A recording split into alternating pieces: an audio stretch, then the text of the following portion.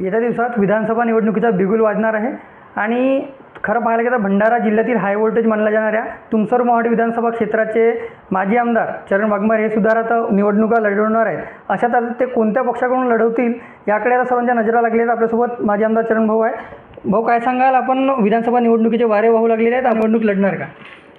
मी निवडणूक हारलो तेव्हापासून माझी निवडणूक लढायची तयारी आहे आणि माझी तयारी झाली आहे। केव्हाही निवडणुका लागल्या तरी आम्ही निवडणूक लढायला सक्षम आहोत। हारल्यानंतर मला 80,000 मतं मिळाले आणि माझ्या 80,000 मतदारांचा विश्वासघात होऊ नये म्हणून मी तेव्हापासूनच ठरवलं की 2024ला माझी निवडणूक लढायची आहे। 2 महिन्याच्या पूर्वी माझ्या विधानसभा क्षेत्रातील कार्यकर्त्यांचा मेळावा घेतला, तिथं माझी निवडणूक घोषित केली।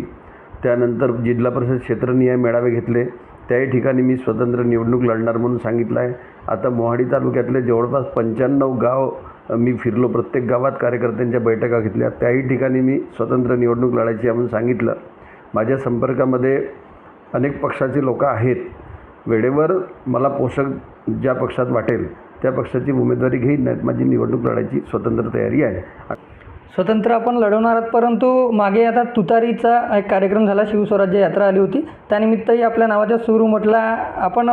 पण जयंत पाटील यांच्याशी आपण चर्चा झाली, जे आपण मागे सांगितले होते, काय नेमकं स्थिती आहे त्याच्यात? राष्ट्रवादी काँग्रेस शरदचंद्र पवार गटाचे वरिष्ठ पदाधिकारी यांच्याशी माझ्या भेटी झाल्या। मी त्यांना भेटायला त्यांनी ऑफर दिल्यानंतर गेलो, त्यांचा प्रस्ताव होता म्हणून गेलो। त्यांनी मला दिवाळीच्या काळात जेव्हा यांची पार्टी वेगळी झाली तेव्हासुद्धा माझ्याशी संपर्क साधला होता। तेव्हा मी BRSमध्ये कार्यरत होतो। सध्या महाराष्ट्रामध्ये BRS पार्टीच्या काम बंद झाल्या असल्यामुळे मी स्वतंत्र निवडणूक लढायची घोषणा केली। हे खरं आहे की जयंत पाटील साहेब जेव्हा शिवसंग्राम यात्रेमध्ये आले तेव्हा त्या ठिकाणी अप्रत्यक्षरित्या माझ्या नावाचा उल्लेख न करता काही लोकांनी माझा विरोध केला। खरं आहे, त्यांना त्या पक्षाची तिकीट मागत असल्यामुळे साहजिकच आहे, मी त्यांच्या पक्षाशी माझा संबंध नसताना माझ्या तिकीटचा जर त्यांच्या पक्षात वरिष्ठ लोक विचार करत असतील तर त्यांचा विरोध करणं स्वाभाविकच आहे।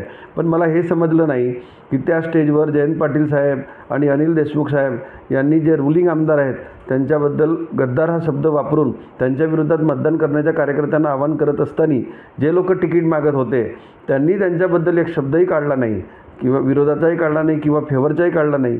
म्हणजे त्यांचे अजूनही कसे संबंध आहेत हे या मतदारसंघातील जनता ठरवेल।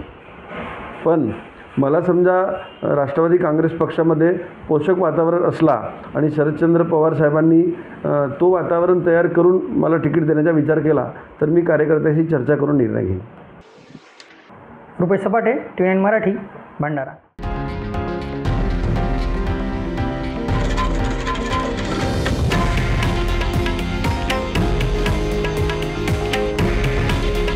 हे आहे देशातील नंबर 1 न्यूज नेटवर्क आणि आपण पाहत आहात TV9 मराठी।